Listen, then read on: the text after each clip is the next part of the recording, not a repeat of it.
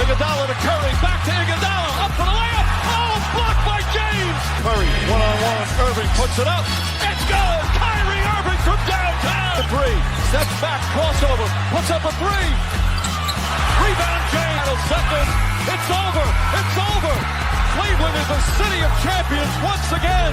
The Cavaliers are NBA champions. Cleveland! This is for you! What is up, Cavs fans? Welcome into the Block the Shot to Stop. I am Kevin Lynch, rolling solo this morning with a six-pack of Cavs questions. I really want to look at some things post-All-Star break, rest of the regular season. What can we expect from the Cavs? What are going to be some key components, some key players? Before we get into that, a couple things off the top. Reminder, if you have not already, our entire 2016 NBA Finals series is now out and available on our feed anywhere you get your podcast, Spotify, Apple, iHeartRadio. And check it out with us. We have some amazing guests, and we went through every single game of the 2016 NBA Finals, relived what was the greatest 2 weeks in Cleveland sports history, all capped off with the Cleveland Cavaliers and the city of Cleveland's first championship in like 65 years at that point. So if you haven't checked that out already, go check it out. Also, kind of off the top, the Cavs did come out of the All-Star break. They did play their first game last night against the Brooklyn Nets. It was a bloodbath, 112-84. Not going to spend a lot of time on it because it was a super enjoyable to watch and not much to say. They absolutely killed Brooklyn. Brooklyn's not a great team. They're trying to lose here in the second half.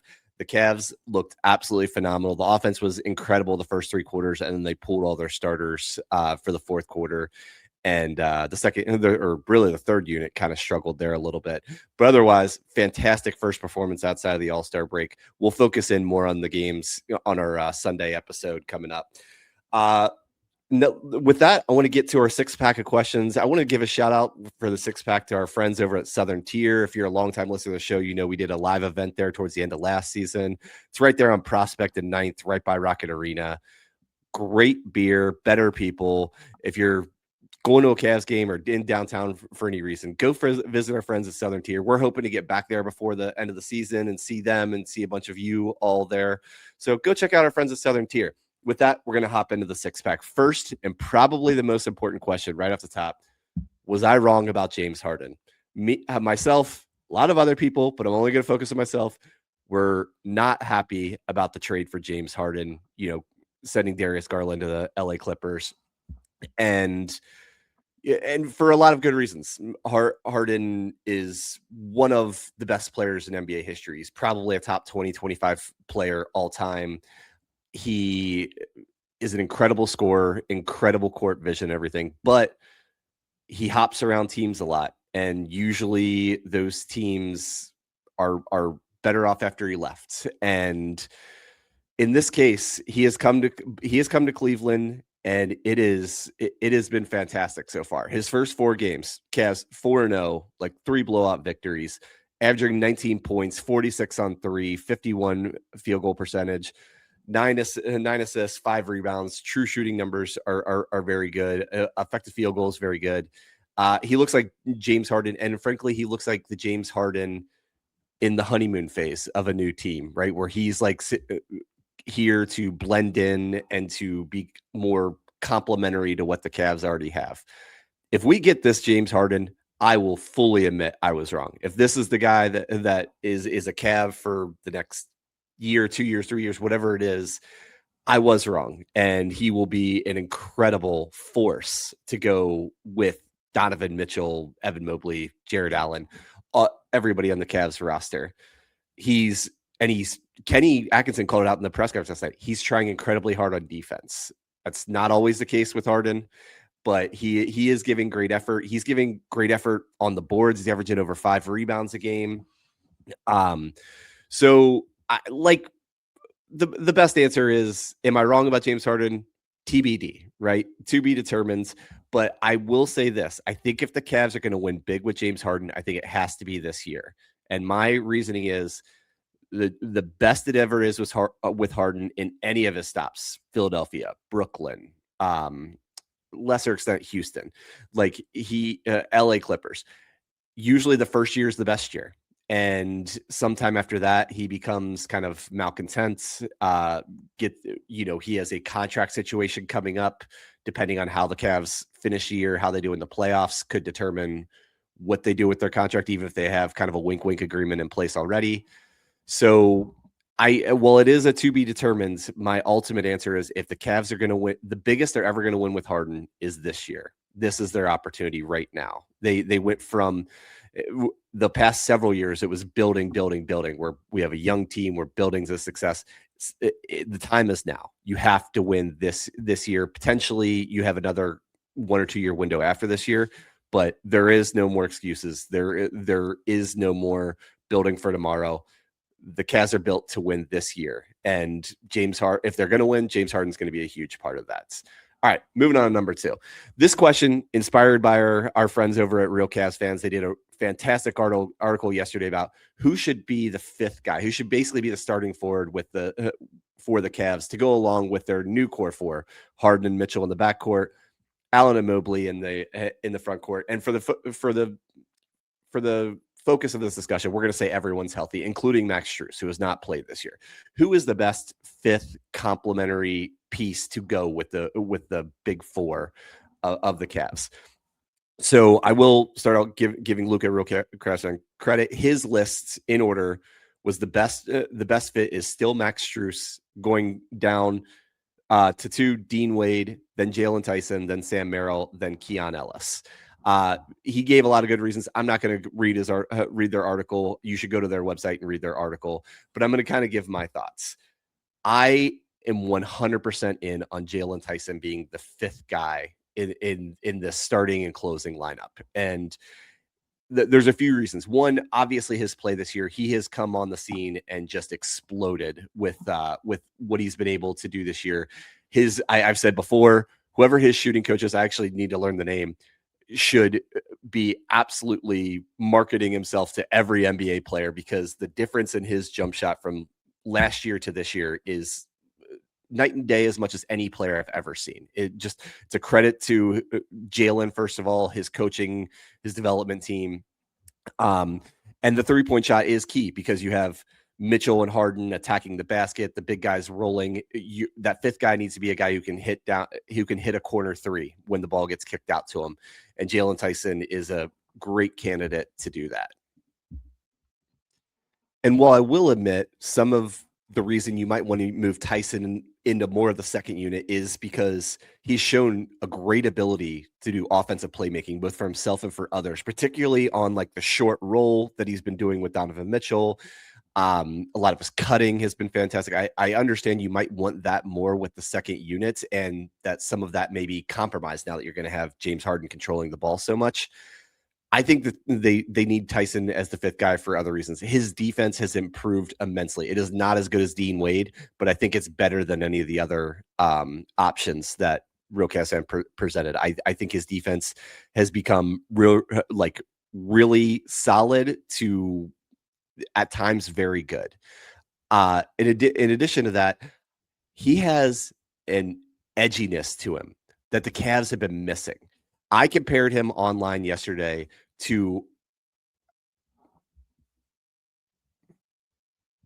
Aaron Nesmith of the Indiana Pacers, and particularly the run Nesmith had in the playoffs last year. He was fantastic. He had huge offensive games, but more than that, he was the guy, along with Andrew Nembhard, that put pressure on the Cavs when they played him, and everyone. The defensive pressure, the getting so many loose balls, long rebounds, things like that.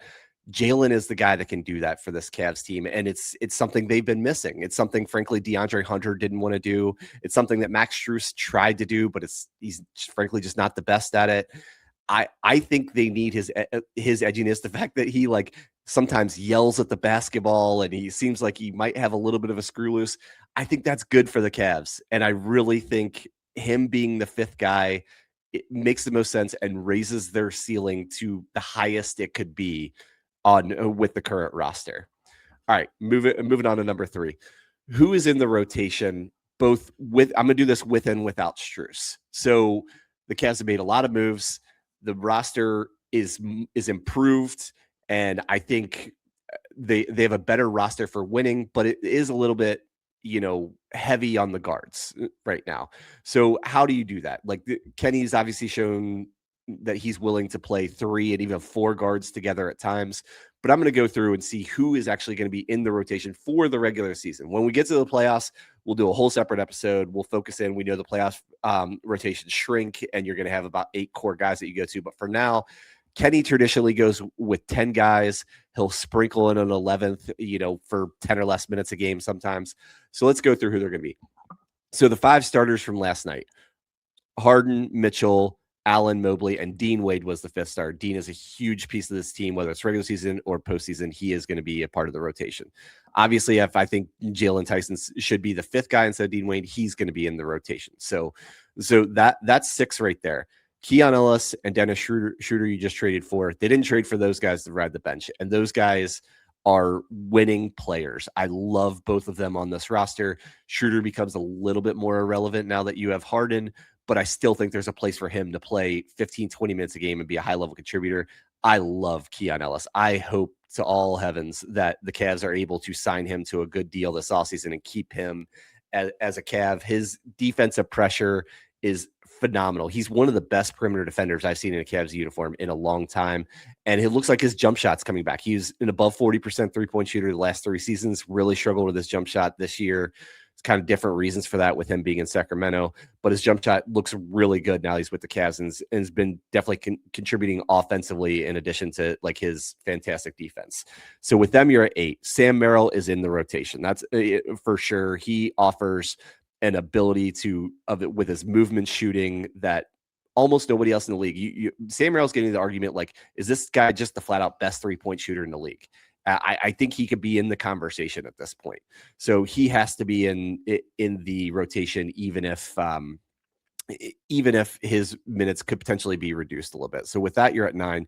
If Max Strus is healthy, he is the 10th guy in a 10-man rotation. Even if that makes them pretty small, I think all the things that Max has done in his years with Cleveland and even before that, the years with the Heat, I think would be of great value. And Kenny, like a lot of veteran coaches, leans more toward veteran guys when he has to. So I think if Max is available, he's the 10th guy right now. If Max isn't available, the 10th guy is 100% Naquan Tomlin. I think Naquan has absolutely earned a chance to be in the rotation, and the fact that they're back to right where they were last year. They're a little bit small at fronts. The only true big guys they're playing are Mobley and Allen. Wade is a very qualified stretch 4, can fill in at the 4. Tomlin is more of a true 4, maybe a hybrid 3-4, but his athletic ability, his all-out hustle, his rebounding prowess, I think is going to be super valuable on this team. So for the regular season, he's 100% the 10th guy without Max Strus, and I think Kenny keeps an 11-man rotation, even if Max is healthy, to make sure Tomlin stays in that rotation, because I know he thinks not only could they really use Tomlin this year, I think Tomlin could be a core piece of this team kind of going forward for the next several years. All right, moving on to number 4. Do Cavs fans owe Jared Allen an apology again? I think the answer to this is yes. Jared is a lightning rod for this Cavs organization. I don't know all the reasons for it. I mean, I do know some of them. Obviously, he has struggled in the playoffs. He struggles in certain matchups, particularly against the Knicks, who are one of the Cavs' main rivals, and Mitchell Robinson. But Jared's a product of his environments. If he is a guy that you get involved offensively, you have a good point guard like Darius Garland or like James Harden, who gets him involved offensively on the pick and roll, on dives to the basket, all of a sudden his whole game comes together and he becomes a much better rebounder and prolific at attacking protecting the rim. So Jared's last 10 games, unbelievable. He's averaging 18.5 points a game, 10 rebounds. He's shooting 72% from the floor, and the Cavs are plus 11.3 when he is on the floor. You go to the last 5 games, which is, mostly when the 5 games with Schroeder and Ellis, and then 4 of them with Harden. He's a 13.2 in the plus minus, and his shooting goes up to 77% on field goals, or on 2-pointers, 75%, because he shot 1 3. That was I'm sure, end of the shot clock type situation. Jared Allen is a fantastic center if you put him in positions to succeed. The Cavs have not always done that. I think he will be by far the number one beneficiary of James Harden being on this team. James Harden said in an interview the other day over the All-Star break that he has to admit Jared Allen is a lot better player than he thought he was, and he has every intention of working the two-man game with him as much as possible. And I think Jared is in for the best end of the season numbers and best playoff success he has ever had now with the current roster, and particularly with James Harden on the team. I also think Jared's going to benefit because they're better defensively, especially with Jalen Tyson's improvements on the wing defensively, with acquiring Keon Ellis, with Dean Wade. There's not quite as much responsibility and pressure to protect the rim when your perimeter defenders are better. So I think he's going to make an even bigger impact on the defensive end than he has in the past. So it's kind of a rinse and repeat with Jared Allen. We appreciate him. Then he's the scapegoat, and then we have to apologize, and we appreciate him again. And we are definitely in an appreciation cycle. And I feel pretty good about the rest of the season being high level Jared Allen performances. All right. So question number 5, prediction for what seed the Cavs are going to get in the East. So as we sit here today, they are tied for 3rd with the New York Knicks, 1 game behind Boston for the 2 seed, 6 games behind, or 7 games behind the Detroit Pistons, who are kind of running away with the East at this point. There is no reason, and it is my prediction, that the Cavs are going to end up as a 2 seed. I think they're set up to have the best second half of any East team, and that includes Detroit. I just think Detroit has too much of a cushion. There's just not enough time for them to catch them. That being said, I think they pass the Knicks. I think they pass Boston. They end up with a 2 seed. And if after the way the season started and the uneven performances and all the injuries, the Cavs go to the playoffs with the roster they have now as a 2 seed, like, I think you're feeling really good about this team. And, there's obviously a lot of ghosts of the past with the Cavs. There's lots of ghosts, playoff ghosts with James Harden. But I would feel really good. So the Cavs had 27 games left in the second half. They already won 1. The over-under was 53 wins for them. To get 53, they would have had to go 19-8 in the second half. I actually think that's an over. I think they're going to get to 20-plus wins in the second half, partially because they're playing so well and are so motivated. And also they have an incredibly weak second half schedule. Coming out of the All-Star break, they have a ton of games right in a row, and then the schedule eases up a little bit in March and April as far as like a few more days off and everything. I think they're set up to salvage mid-50s wins this season. And again, with the way the season started and went the first 2 or 3 months, if that's where you end up as a 2 seed with 53, 54, 55 wins, the season was a success, especially if you can go into the playoffs with a healthy roster. All right, last question in the 6-pack. And this is something I've been meaning to address on the podcast for a while. And now the Cavs have had so many national games this year that it hasn't mattered as much. But now that we're getting into more league pass games, I have to ask, why are we still doing the diff? Who needs this? Who needs the diff? The diff, anybody doesn't know, the Cavs have an icon that says the diff. It means the difference in the game. It's basically doing the math for you. If the Cavs are up 20-15, they're +5. If they're down 30-20, they're -10. The diff is ridiculous. It's a waste of screen space. I would so much rather see the game. A lot of people have seen, like, Zach Lowe went off about like the production value of the Cavs, not Brad and the broadcast team, but the production value where they're cutting into commercials that are taking up 2/3 of the screen while the game's going on. They're showing highlights while real live action is happening and we're missing it. I couldn't agree more with Zach.